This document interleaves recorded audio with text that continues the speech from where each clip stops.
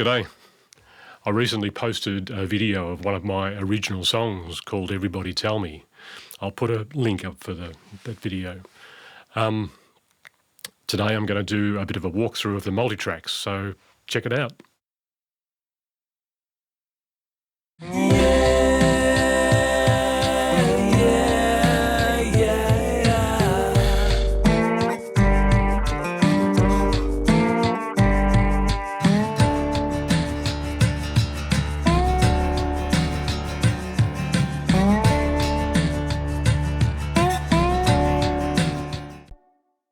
Okay, that's a little bit of one of my songs called Everybody Tell Me. And now we're going to do a bit of a walkthrough of the multi-track session that I used to record that song. Let's just go through track by track, I guess. So if we start off with the drums, these were actually set up in Logic 10.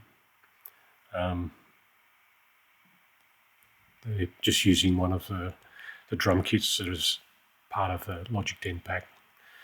I created the loop and did a bit of treatment within Logic 10 and then exported it to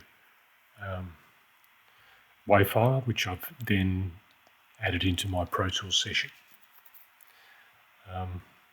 And that sounds a bit like this.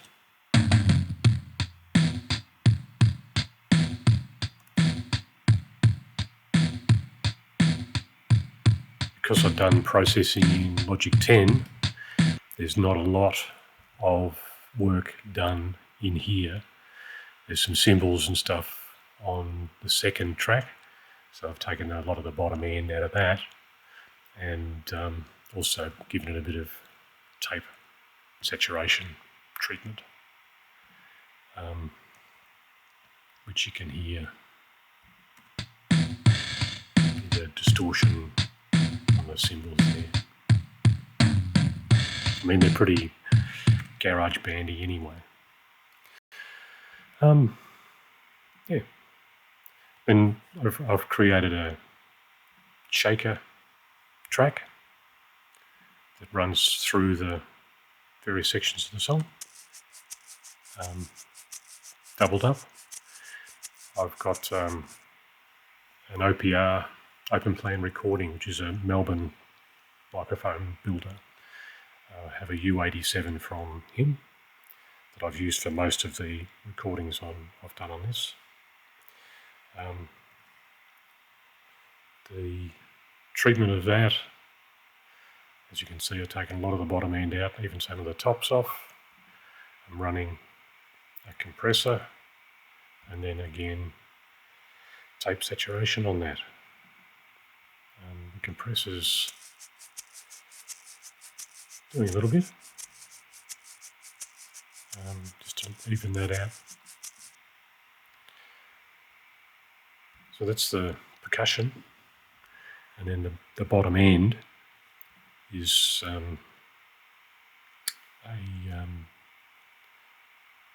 MIDI instrument that it was a freebie that I got from somewhere. I've had it for a couple of years and use it for different things. And then I've split the bass track into two parts, the top end and the bottom end, so I can treat them a little bit differently.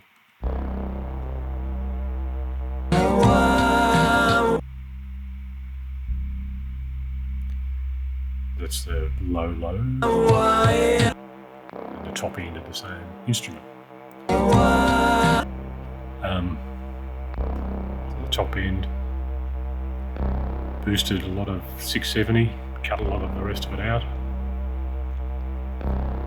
and lo-fied that on the J37 again. And the bottom end is literally taking most of it above, everything above 200 off, and then giving it a bit of a kick at 60 Hertz. It's actually got the bottom end, I think. From memory, I took most of the bottom end out of the kick under 60, so under 80-ish even. That bass is the bottom end of the track. Then the main part of the song that runs throughout it is the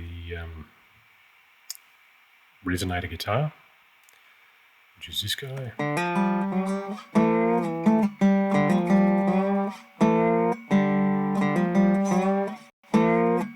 Now from memory, a lot of this is looped. So I've played it's a basic riff that runs through the song. I've looped a lot of it. There are nuances. There's a few little licks and stuff that I've put in. That would have been, I recorded that with an SM57 directly over the comb. I've high-passed it to 120 and then taken a chunk out at 250. Some mild compression, just touching it. And again, saturation, a J37 saturation. I put that on a lot of things.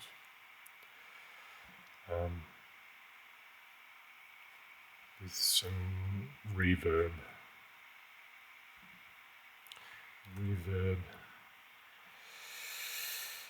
is, I'm using the UAD Guffland Studios, Capital Chambers plugin.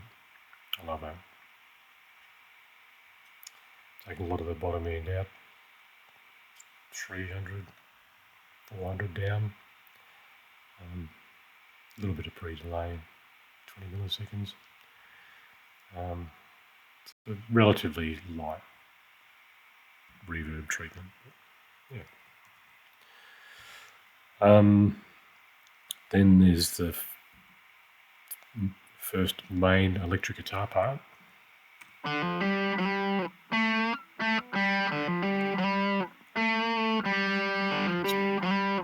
Possibly my 335, it could be Les Paul. I think it's the 335 going through my PV50. Yeah.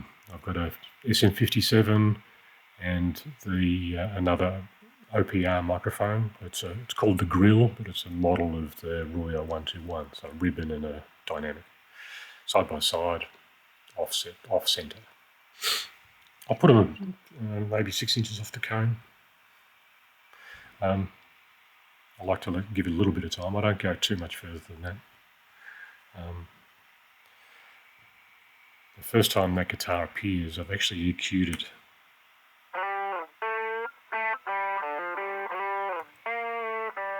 Using just this guy, automated him on and off.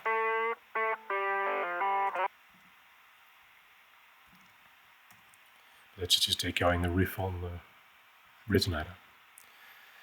In the two solo sections, I've introduced this acoustic guitar part.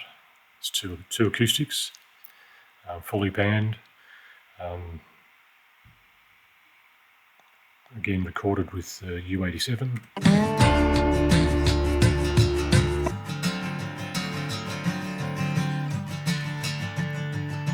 Just bust them. High pass to 100, a little bit of a kick at 120, and then hollowed out 300-ish. And then again, some compression, very fast attack. Some fastish ones as well. Just the tops off.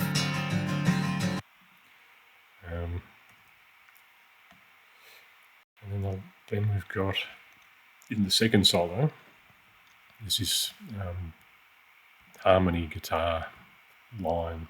It's just running up.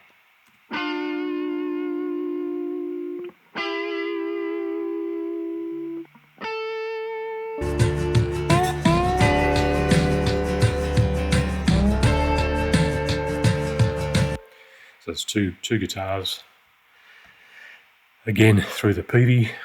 with the 57 and the Royal 121, panned 30-30 with a fairly similar treatment.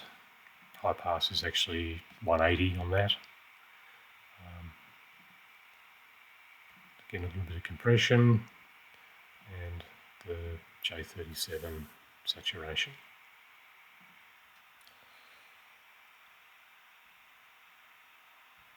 And we move on to there's 5 sample library sounds. There's a piano, there's a Hohner, and then a couple of other noises that come. I get them from the Piano Book group. They provide sample libraries for the decent sampler pack. There's some really good stuff amongst it. And the last one is a reverse guitar pack that where I created the sample pack. And they all sounded something like, I mean, the piano's pretty ornamental.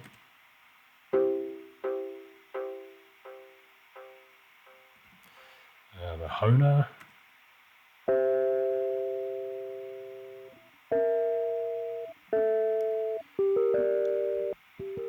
And then there's that guy doing whatever that is. And then this one's just adding some shimmer, and my reverse guitar samples.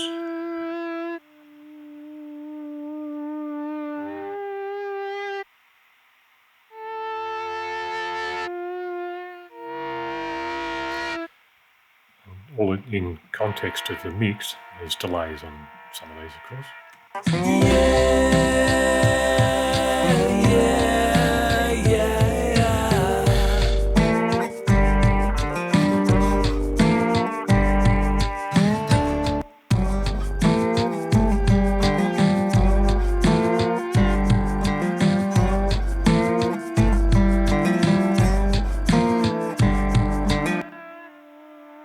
Yeah, so some interesting bits and pieces. The vocal, this is a comp of my vocal, which again is the U87. Everybody tell me you run away again. Everybody tell me the top down, you 120 down out, cutting everything up to 300 like reason where I am. Everybody tell me to waste your time. R-box to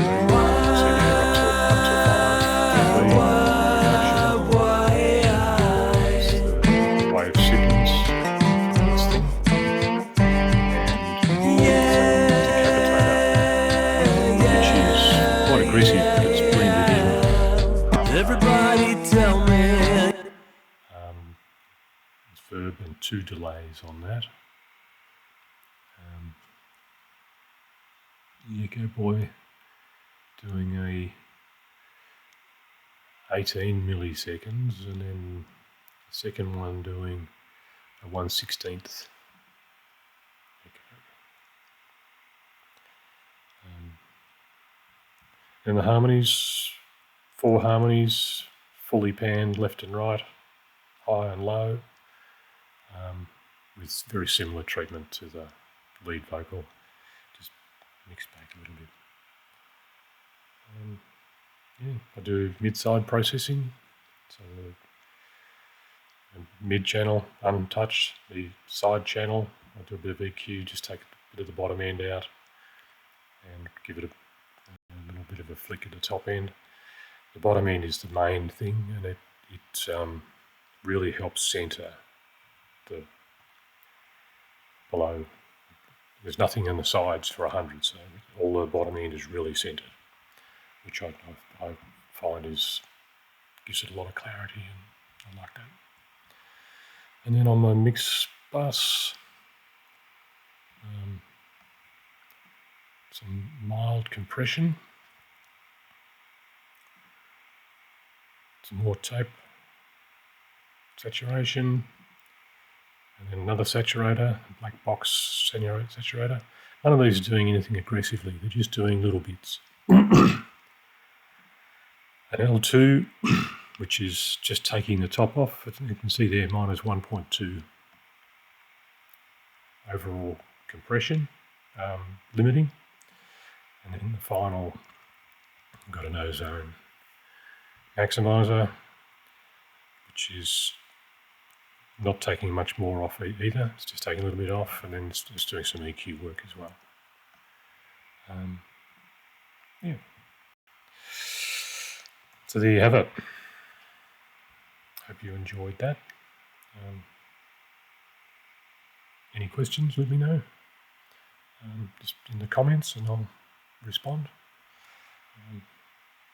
And all the other stuff, like the video, subscribe to the channel, etc. I'll see you another time.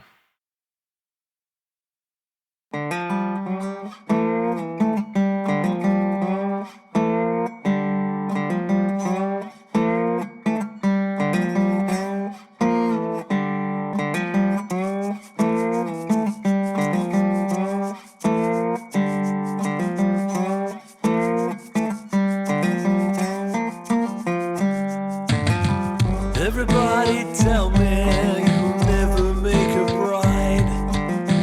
Everybody tell